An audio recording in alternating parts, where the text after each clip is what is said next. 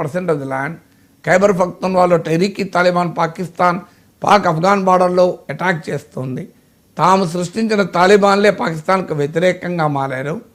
Trump టారిఫ్లతో China లాంటి దేశం కూడా ఇవాళ భారతదేశంతో పెట్టుకోవడానికి సిద్ధంగా లేదు. భారతదేశాన్ని కలుపుకుని పోవాలని మాట్లాడుతోంది చైనా. అందువల్ల డిప్లొమాటిక్గా, పొలిటికల్గా this is appropriate moment. Balakot strike జరిగిన దాంతో పోల్చినా కూడా మోర్ అప్రాప్రియేట్ మూమెంట్.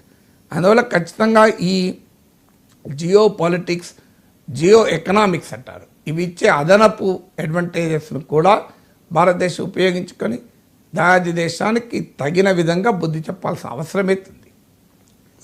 ఇక ఏ క్షణమైనా భారత్ ప్రతీకార దాడి చేయొచ్చు అనే టెన్షన్లో ఉంది పాకిస్తాన్. బోర్డర్లో రాడార్ సిస్టమ్ని ఏర్పాటు చేసుకున్నారు. ఉగ్రవాదుల్ని సైనికులు రక్షణతోనే బగ్గర్లలోకి తరలిస్తున్న పరిస్థితి. పైకి పాకిస్తాన్ చెప్తోంది సార్ చాలా సమర్థవంతంగా ఎదుర్కొంటాం భారత్ దాడి చేస్తే అని చెప్పేసి. అట్ ది సేమ్ టైం మేము అణ్వస్త్రం ప్రయోగిస్తామని కూడా బ్లాక్మెయిల్ చేస్తున్న పరిస్థితి. ఏంటి సార్ పాకిస్తాన్ వ్యూహం ఏంటి? పాకిస్తాన్ వ్యూహం ఏంటి? మొదటిది లైన్ ఆఫ్ కంట్రోల్ వద్ద సీజ్ ఫైర్ వయలేషన్లు పెంచారు. వరుస పెట్టి అంతకుముందు కూడా పెంచారు. ఎందుకంటే దాని ద్వారా ఇండియన్ ఆర్మీ ఎంగేజ్ అయితే ఇన్ఫిల్ట్రేషన్ జరుగుతుంది. సో లైన్ ఆఫ్ కంట్రోల్ పైన ఫైరింగ్ మొదలైంది. ఎందుకు అంటే మేము రెస్పాండ్ అవుతాము అని ఒక మెసేజ్ ఇవ్వడము, ఇండియన్ ఆర్మీకి ఒక రకంగా మనము దాడి చేయకుండా నిరోధించడానికి ఇదొక ఎత్తుగడ. ఇది మొదటి పని చేస్తున్నారు. రెండవది డిప్లొమాటిక్ ఛానల్స్లో మొదలుపెట్టారు. గల్ఫ్ దేశాలను మధ్యవర్తిత్వం వహించమని అడుగుతున్నారు.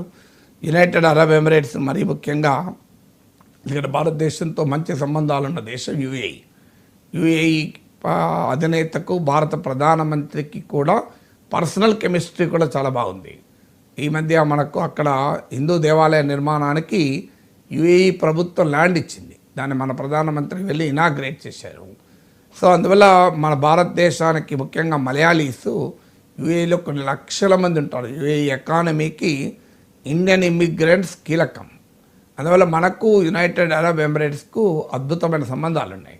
సో అందువల్ల పాకిస్తాన్ యుఏఈని రిక్వెస్ట్ చేసింది, మీరన్నా మీడియేట్ చేయండి అని. కానీ ఇంతవరకు ఎవరు ముందుకు రాలే. ఎందుకంటే భారతదేశం ఏ మీడియేషన్, థర్డ్ పార్టీ మీడియేషన్ను అంగీకరించదో అని అందరికీ తెలుసు. అందువల్ల ఏ పాకిస్తాన్ రిక్వెస్ట్ను ఎవరు కూడా ఇంతవరకు ఎస్ అనలే.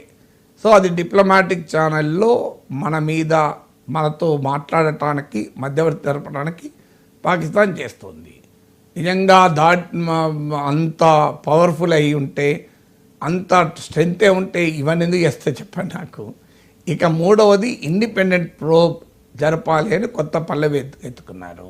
ఎందుకు ఎత్తుకున్నారంటే మేము చేయలేదు ఈ దాడి, పాకిస్తాన్ ప్రమేయం లేదు, కావాలని పాకిస్తాన్ నిందిస్తున్నారు అన్న ఒక నరేటివ్ను పంపించడానికి. అది ఎవడు ప్రపంచంలో నమ్మే అవకాశం లేదు.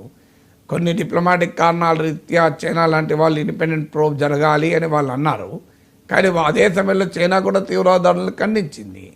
సో అందువల్ల న్యూయాన్స్డ్ అప్రోచ్ అంటారు. కొంత జాగ్రత్తగా తమ మిత్ర దేశమైన పాకిస్తాన్కు నొప్పించకుండా జాగ్రత్తగా మాట్లాడారు. కానీ అవుట్ రైట్గా పాకిస్తాన్ మద్దతు ఇస్తుంది అని చైనా అనుకునే అవకాశమే లేదు. సో అందువల్ల ఇప్పుడున్న సిచ్యువేషన్లో అసలు ఇవ్వదు చైనా.